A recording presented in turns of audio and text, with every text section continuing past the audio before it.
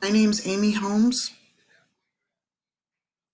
and this is my Unit 4, Week 13 video presentation.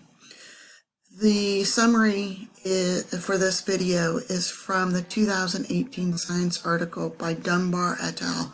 Entitled Gene Therapy Comes of Age. The article talks about the progression of gene therapy over the past several decades, and how in the 1990s the treatment of gene replacement was met with some disappointing clinical results, such as death, no change in conditions or immune reactions, or destruction.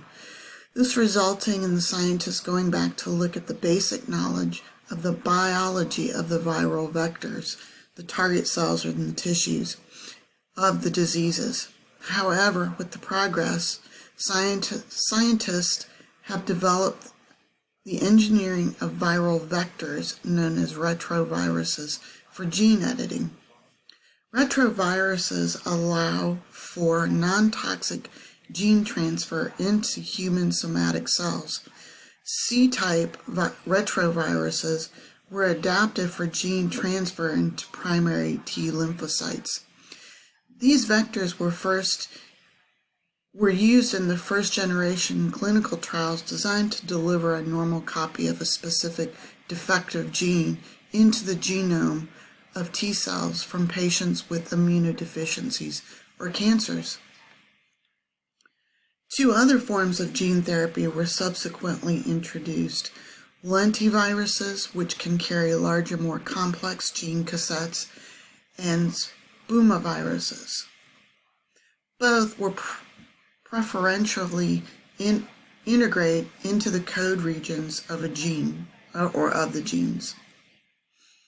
Adeno-associated viral AAV vectors were engineered from a non-pathologic, non-enveloped parvovirus that is naturally replication defective.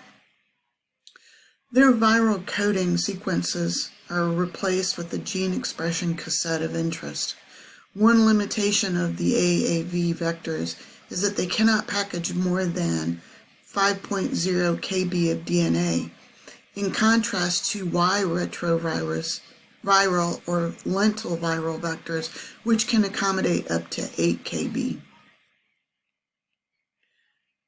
Genome editing changed in 2012 with the discovery of a bacterial defense system composed of clustered, regularly interspaced short palindromic repeat, which is what we know as CRISPR.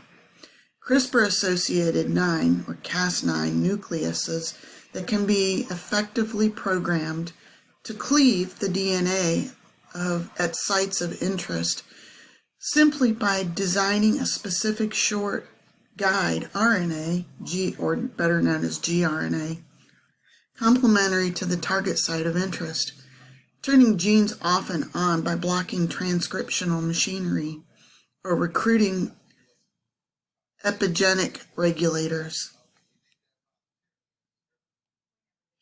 While the newer genome editing techniques are still in their early developments and still in early trials, there is significant interest in the scientific communities to progress this development into editing heritable germlines to create a new human embryo free of any heritable defects. However, our government, as well as many other governments, have restricted use of genetic funding in this development.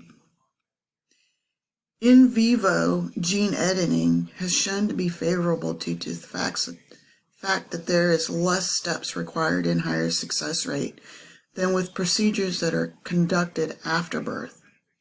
Liver hemophilia treatment for vector 6 with a 30% reduction in factor 6 and reduced bleeding, which was over the 12% threshold. Multiple organs demonstrated improvement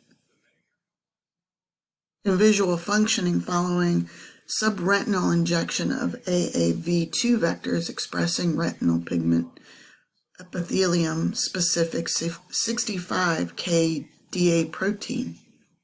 In patients with inheritable blindness caused by mutations in the RPE65 gene, some of the cohort demonstrated clinical benefits lasting a minimum of 3 years after injection. However, patients in the other 2 original trials have experienced regression of visual function over similar follow-up periods, and neuromuscular or Parkinson's disease, which is characterized by loss of dopamine neuron in the substantia nigra and a decrease in dopamine in the striatum, has been an interestingly pursued target. Gene therapy mediated transfer of dopamine synthesizing enzymes into striatal neurons has been found to normalize movement in a non-human primate Parkinson's model. Child onset spinal muscular atrophy, SMA, a rapidly fatal neuromuscular disorder due to loss of function mutations in the survival motor neuron 1 gene, a serotype of AAV that efficiently crosses the blood-brain barrier, was engineered to carry the SMN1 gene, with many of the cohorts showing improvement in muscular function to where they could sit up and even walk.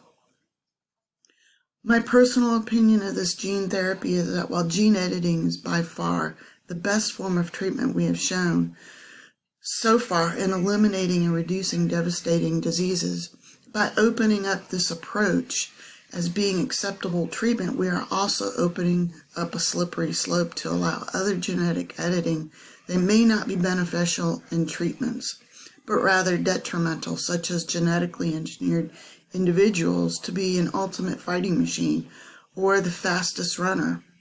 I feel that these specific studies should continue, but need to have strict guidelines and regulations set.